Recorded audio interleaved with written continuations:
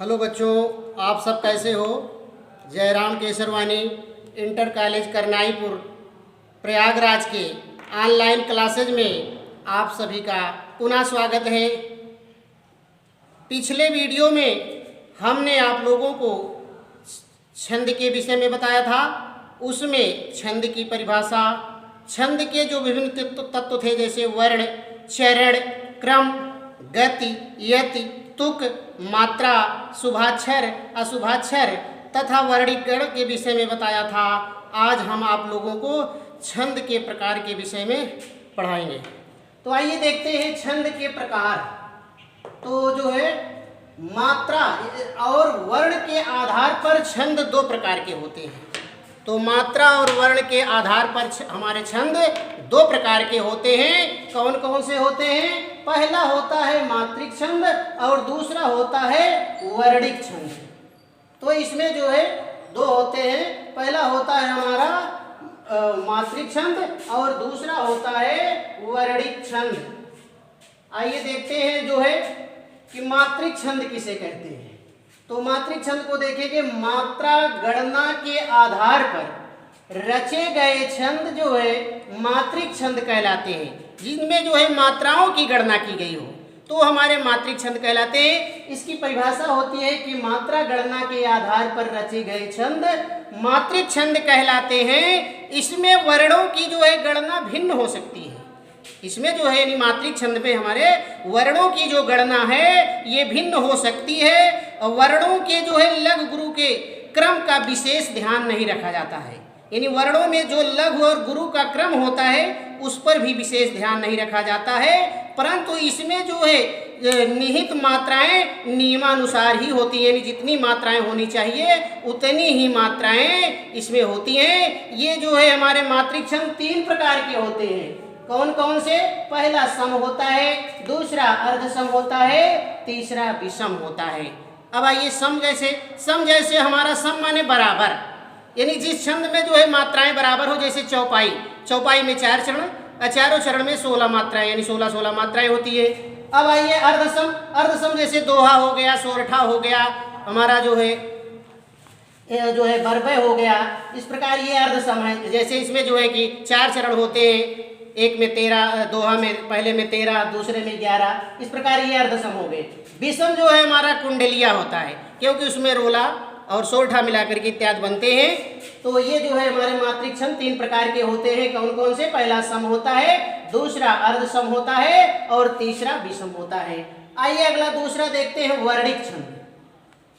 तो वर्णिक छंद जो है वर्ण गणना के आधार पर, जिसमें वर्णों को गिना जाए, जैसे का है, खा है, तो इसको गिना जाए, उसमें मात्रा गिना जाता था मात्रिक में। मगर वर्णिक छंद में वर्ण गणना के आधार पर रचे गए छंद हमारे वर्णिक छंद कहलाते हैं।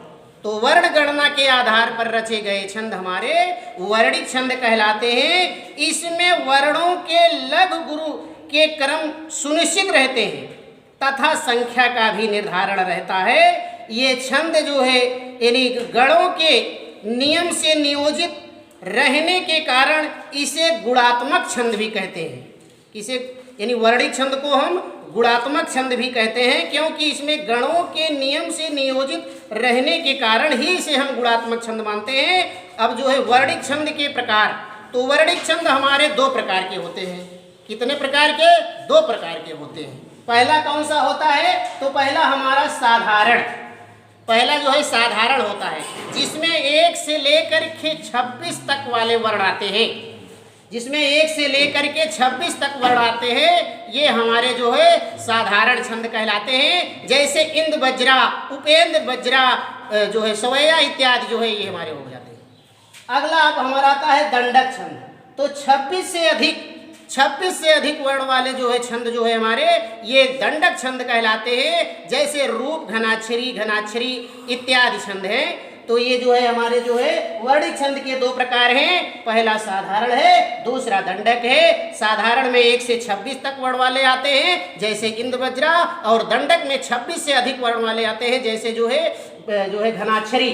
तो हमने ये देखा कि छंद के प्रकार तो छंद दो प्रकार के होते हैं। तो जो है पहला मात्रिक छंद, दूसरा वर्णिक छंद। मात्रिक छंद उसे कहते हैं जिसमें मात्रा गणना की गई हो या मात्रा गणना के आधार पर रचे गए छंद हमारे मात्रिक छंद कहलाते हैं। अब मात्रिक छंद हमारे 3 प्रकार के होते हैं। पहला सम होता है, दूसरा अर्ध सम होता है, तीसरा विषम होता है। फिर वर्णिक छंद, वर्ण गणना के आधार पर रचे गए छंद वर्णिक छंद कहलाते हैं। ये वर्णिक छंद भी 2 प्रकार के होते हैं, एक साधारण, दूसरा दंडक। आइए अब हम जो है मात्रिक छंद के कुछ जो है उदाहरण पढ़े, जैसे दोहा, चौपाई इत्यादि।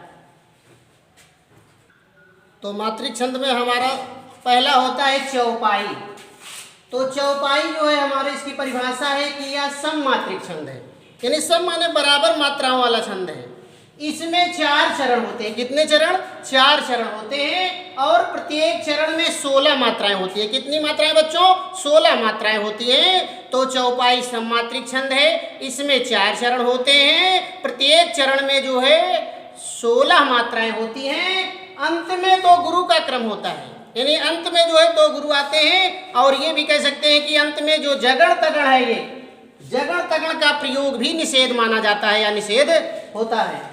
तो चौपाई हमें आसानी से याद हो जानी चाहिए। चौपाई की परिभाषा कि चौपाई सममात्रिक छंद है। इसमें 4 चरण होते हैं, प्रत्येक चरण में 16 मात्राएं होती हैं। अंत में 2 गुरु का क्रम होता है।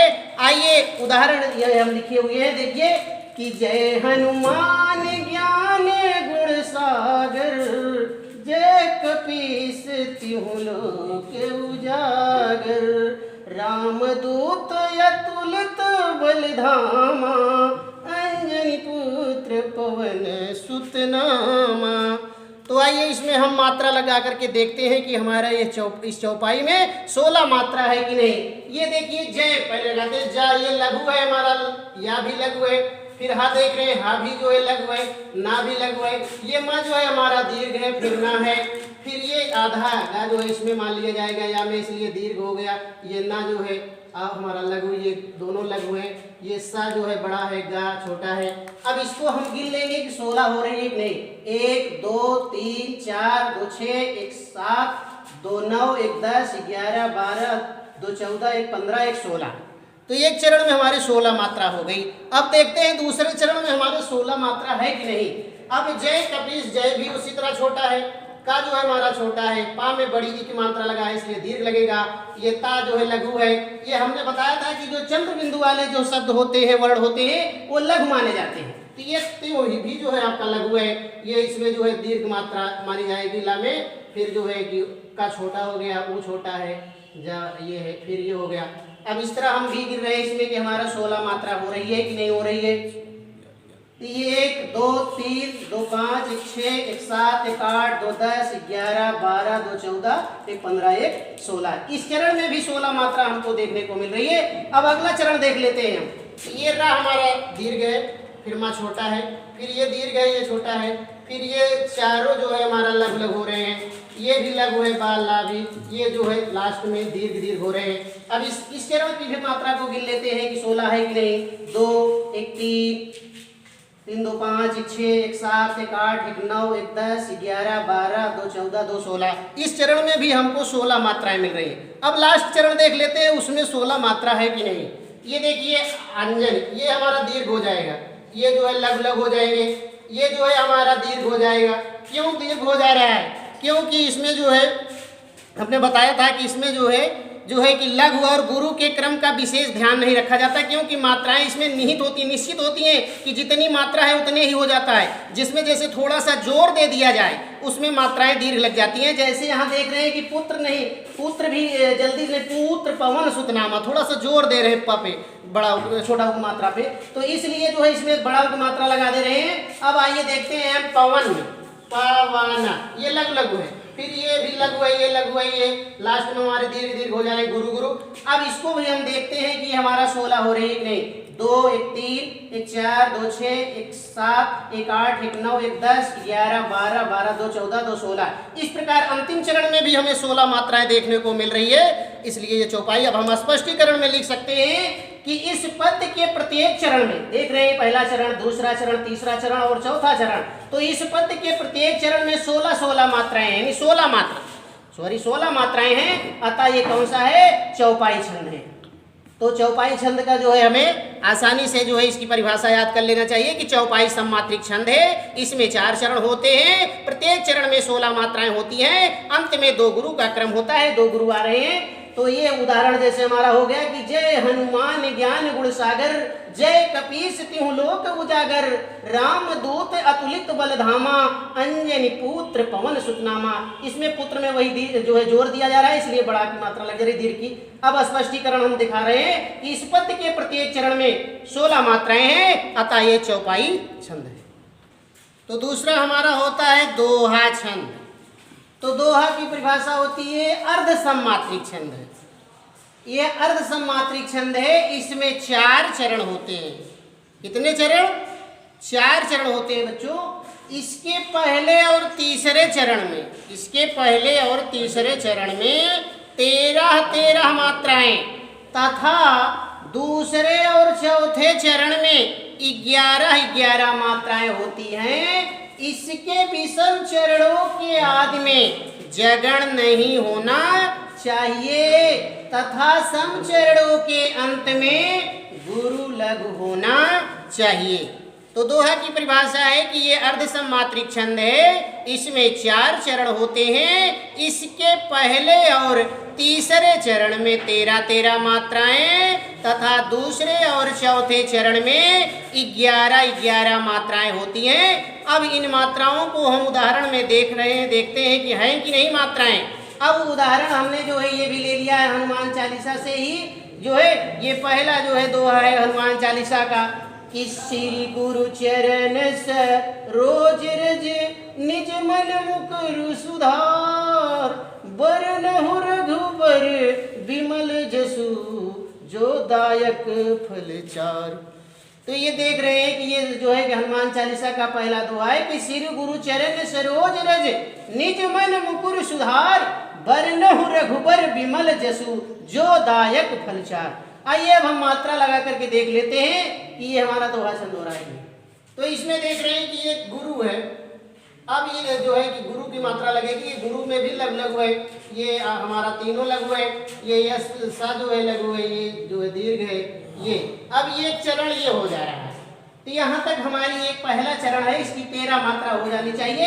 अब हम इसको गिन लेते हैं कि 2, 1, 3, 1, 4, 1, 5, 1, 6, 1, 7, 1, 8, 2, 10, 1, 11, 1, 12, 1, 13। तो पहले चरण में हमारी 13 मात्रा हो जा रही है। तो यहाँ हमने लिखा पहले चरण में 13 मात्रा। अब देख रहे हैं दूसरा चरण है निज मन मुकुर सुधार। तो इसमें कितनी होनी चाहिए? 11। अब आइए देखते हैं मात्रा लगा कर 11 है कि नहीं। 1, 2, 3, इसमें भी जो है कि 1, 2 हो जाएंगे। ये सब लघु है, ये हमारा दीर्घ है। अब यहाँ से हमारा जो है होनी चाहिए 11। तो आइए गिनते हैं 1, 2, 3, 4, 5, 6, 7, 8, 2, 10, 1, 11। तो ये हमारे जो है कि दूसरे चरण में 11 हो गई। अब इसमें देखते हैं तीसरा चरण है, इसकी भी मात्रा लगाएंगे। ये जो है हमारा चंद्र बिंदु वाला है, इसमें ये लघु लगेगी मात्रा, थोड़ा सा बड़ा। तो ये भी हमारा चारों लघु है, ये लघु है, ये भी लघु है। अब ये हमारा जो है ये मिला करके हमारा 13 होना चाहिए। तो गिन लेते हैं 1, 2, 3, 4, 5, 6, 7, 8, 9, 10, 11, 12, 13।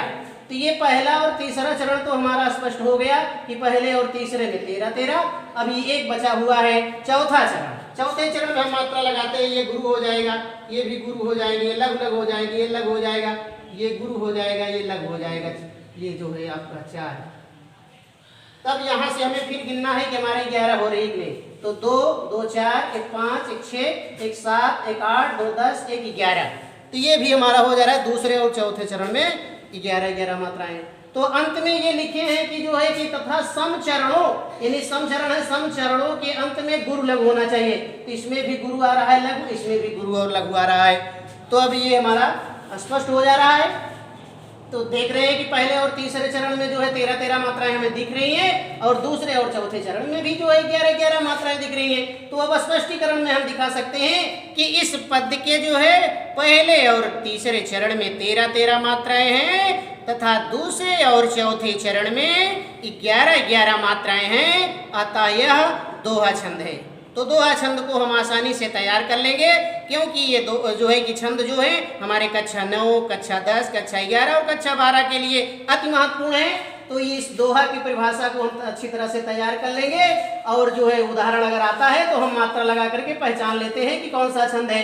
तो इसकी परिभाषा है कि यह अर्ध सममात्रिक छंद है, इसमें 4 चरण होते हैं, इसके पहले और तीसरे चरण में 13-13 मात्राएं तथा दूसरे और चौथे चरण में 11-11 मात्राएं होती हैं। इसके विषम चरणों के आदि में जगड़ नहीं होना चाहिए तथा सम चरणों के अंत में गुरु लघु होना चाहिए। उदाहरण हम कोई भी याद कर लेंगे, जैसे बलिहारी गुरु आपने देवहाड़ी कई बार जिन मानुष तय देवता करत न लागी बार। यानी रहीम का दोहा, कबीर का दोहा, तुलसीदास जी का दोहा इत्यादि दोहा याद कर लेंगे।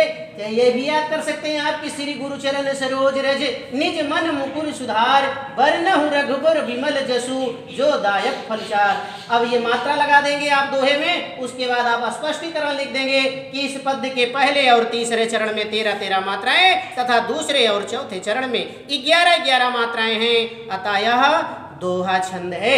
इस तरह अगर आप लिख देंगे बोर्ड की परीक्षा में तो आपको जितने अंक रहेगा उतना पूरा नंबर मिल जाएगा। तो तीसरा हमारा होता है सोरठा छंद। तो इसकी परिभाषा होती है कि ये अर्ध सममात्रिक छंद है, यानी जैसे दोहा था तो ये अर्ध सममात्रिक छंद है। इसमें 4 चरण होते हैं। कितने चरण होते हैं बच्चों? 4 चरण होते हैं। तो इसके पहले और तीसरे चरण में 11-11 मात्राएं। अभी दोहा को पढ़े थे कि दोहा में जो है 13-13 मात्राएं पहले तीसरे में, मगर इसमें पहले और तीसरे में क्या होती है? 11-11 मात्राएं। तो सोरठा जो है ये अर्ध सममात्रिक छंद है, इसमें 4 चरण होते हैं। इसके पहले और तीसरे चरण में 11-11 मात्राएं तथा दूसरे और चौथे चरण में 13-13 मात्राएं होती हैं। पहले और आगे देखेंगे, पहले और तीसरे चरण के अंत में गुरु लघु होते हैं। कहीं कहीं तुक भी मिलती है। ये दोहा छंद का उल्टा होता है। नहीं, ये छंद कौन छंद? सोरठा छंद दोहा छंद का उल्टा होता है। तो इसकी परिभाषा हम याद कर लेंगे कि ये सोरठा छंद जो है अर्ध सममात्रिक छंद है। इसमें 4 चरण होते हैं। इसके पहले और तीसरे चरण में 11-11 मात्राएं तथा जो है दूसरे और चौथे चरण में 13-13 मात्राएं होती हैं। ये दोहा छंद का उल्टा होता है। आइए उदाहरण के द्वारा हम देखते हैं कि है कि नहीं हमारी जो है 11-11 और 13-13 मात्राएं। जैसे उदाहरण में है कि नील सरोरूह श्याम तरुण अरुण वारिज नयन करौ सुमम उर्धाम सदा क्षीर सागर सैन। तो आइए इस उदाहरण में अब मात्रा के द्वारा देखते हैं कि हमारा ये इस उदाहरण में सोरठा छंद है कि नहीं। ये नी जो है हमारा गुरु है और ला जो है लघु है, फिर ये गुरु है, ये लघु है, ये आपका आधा इसमें मान लिया जाएगा। अब यहाँ तक हमारा पहला चरण हो गया। तो पहला चरण में हमें कितनी मात्रा को दिखाना है? मात्रा 11। तो अब इसको गिन लेंगे 11 है कि नहीं। 2, 1, 3, 1, 4, 2, 6, 1, 7, 1, 8, 2, 10, 1, 11 मात्रा हो गई पहले चरण में। अब देख रहे हैं दूसरा चरण, या चाहे तीसरे में लगा लेंगे तो दूसरे में ही लगा देते हैं कि इसमें देख रहे हैं ये तीनों लघु है, ये भी लघु है, ये जो है वह जो है ये हमारा दीर्घ है, फिर उसके बाद तीनों लघु है। अब ये हमारा जो है जो दूसरा चरण है, ये दूसरे चरण में 13 मात्रा होनी चाहिए। तो इसको गिन लेंगे 1, 2, 3, 4, 5, 6, 2, 8, 1, 9, 1, 10, 1, 11, 1, 12, 1, 13। तो पहले और जो है दूसरे चरण में पहले में 11 हुई और दूसरे में 13 हो गई। अब तीसरा चरण देखते हैं। तो तीसरे चरण में हम मात्रा लगाएंगे। ये लघु है, ये चंद्रबिंदु भी चाहे आप मान लीजिए ये है चंद्रबिंदु वाले लघु माने जाते हैं। ये देखिए यहाँ जो है कि विवाद है, क्योंकि ये सोमम सो को जो है बड़ी जल्दी से मान लिया जा रहा है इसके सो, इसलिए सो को हम लघु मानेंगे, क्योंकि इसमें हमने बताया कि इसमें जो है वर्णों के लघु गुरु का विशेष ध्यान नहीं रखा जाता है, क्योंकि मात्राएं निहित होती हैं। तो मात्राएं तो इसमें जो है हमें दिखाना है मात्र जो है 11 ही। तो इसमें ये जो है सोमम, तो जल्दी में जहाँ जोर नहीं दिया जा रहा है उसमें वहाँ लघु लगा देते हैं। ये भी लघु है ये। अब यहाँ तक हमारा 11 हो जाना चाहिए। तो गिन लेते हैं 1, 2, 3, 4, 5, 6, 7, 8, 2, 10, 1, 11। तो ये तीसरा चरण में हमारी 11 मात्रा हो गई। अब बचा हुआ है चौथा चरण, लास्ट चरण। तो अब इसमें मात्रा लगा लेंगे। ये जो है ये लघु था, ये गुरु हो गया, ये भी गुरु है, ये लघु है, ये गुरु है, ये लघु है, ये लघु तीनों हैं। अब इसको हम गिन लेंगे, 13 हमारा यहाँ से होना चाहिए। तो 1 2 1 3 3 2 5 1 6 6 2 8 1 9 1 10 1 11 1 12 1 13। तो 13 मात्रा हो गई। तो हमने ये लिखा था कि ये जो है कि इसमें 4 चरण होते हैं। इसके पहले और तीसरे चरण में 11 मात्राएं। पहला चरण यहाँ तक है कि नील सरोरु श्याम, और तीसरा चरण है करम सुमम उर्धाम। तो ये पहले और तीसरे चरण में 11 मात्रा हो जा रही है, तथा दूसरे और चौथे चरण में 13 मात्राएं। तो दूसरा चरण यह है तरुण अरुण वारिज नयन, यहाँ 13 हो रही है। और अगला चरण है चौथा चरण सदा क्षीर सागर शयन, इसमें भी 13 है। तो इसके दूसरे और चौथे चरण में 13 मात्राएं हैं। अंत यहाँ लिखे हुए हैं, और जो है कि पहले और तीसरे चरण के अंत में गुरु लघु है। तो पहला चरण जो है ये है, तीसरा चरण ये है। तो यहाँ भी गुरु है, यहाँ भी लघु है, यहाँ भी गुरु है, यहाँ भी लघु है, और तुक मिल रही है। और ये दोहा छंद का क्या है, उल्टा है, क्योंकि दोहा छंद में पहले और तीसरे में 13 मात्राएं, दूसरे और चौथे में 11 होती थी। इसमें सोरठा में क्या है कि पहले और तीसरे चरण में 11 मात्राएं हैं, दूसरे और चौथे चरण में 13 मात्राएं हैं। अब हम स्पष्टीकरण लिख देंगे कि इस पद के पहले, ये जो हमारा पद है, इस पद के पहले और तीसरे, पहला ये है तीसरा ये, तीसरे चरण में कितनी है 11 मात्राएं हैं, तथा दूसरे और चौथे चरण में 13 मात्राएं हैं। अतः यह जो है सोरठा छंद है। तो सोरठा छंद को हम आसानी से इस लक्षण के द्वारा इसको याद कर लेंगे कि यह अर्ध सम्मात्रिक छंद है। इसमें 4 चरण होते हैं। इसके पहले और तीसरे चरण में 11 मात्राएं, तथा दूसरे और चौथे चरण में जो है 13 मात्राएं होती हैं। इसके पहले और तीसरे चरण के अंत में गुरु लघु आते हैं, कहीं कहीं तुक भी मिलती है। ये छंद जो है ये सोरठा छंद दोहा छंद का उल्टा होता है। उदाहरण हम याद कर लेंगे कि नील सरोरु श्याम, तरुण अरुण वारिज नयन, करम सुमम उर्धाम सदा क्षीर सागर शयन। अब स्पष्टीकरण में हम दिखा देंगे ये सब कि इस पद के पहले और तीसरे चरण में 11 मात्राएं, दूसरे और चौथे चरण में 13 मात्राएं हैं। अतः ये हमारा सोरठा छंद है। अरे आजा पहले तो अगला हमारा है जो है रोला छंद। ये रोला छंद का लक्षण होता है कि यह सममात्रिक छंद है।